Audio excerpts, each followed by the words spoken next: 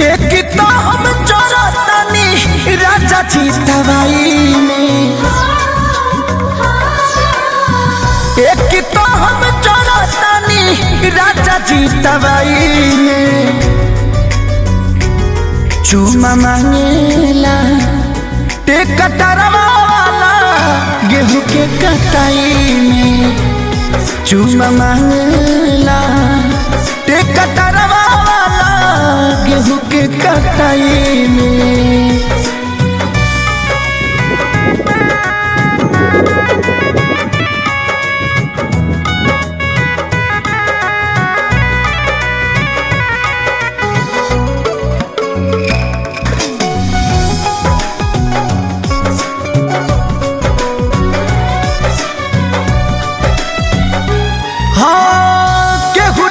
बुझातावे हमारा ये दर्द के,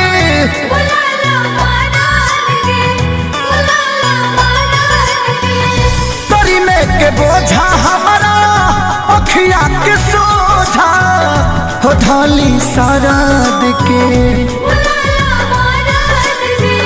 आगे पीछे घूमता रहत बाई में,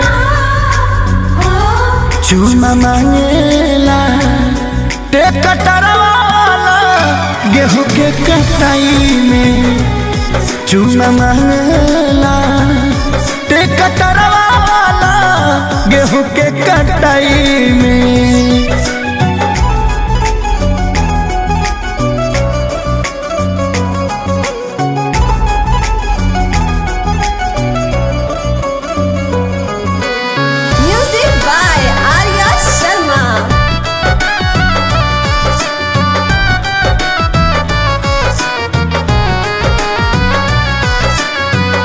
चिंता लगल बा हमारा खेत खरी हलिया के,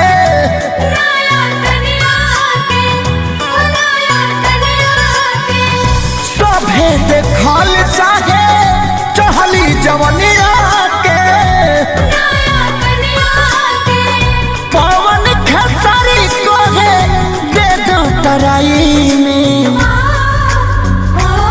चूमा मांगेला टेकटरवा वाला गेहूं के कटाई में, चूमा मांगेला टेकटरवा वाला गेहूं के कटाई में।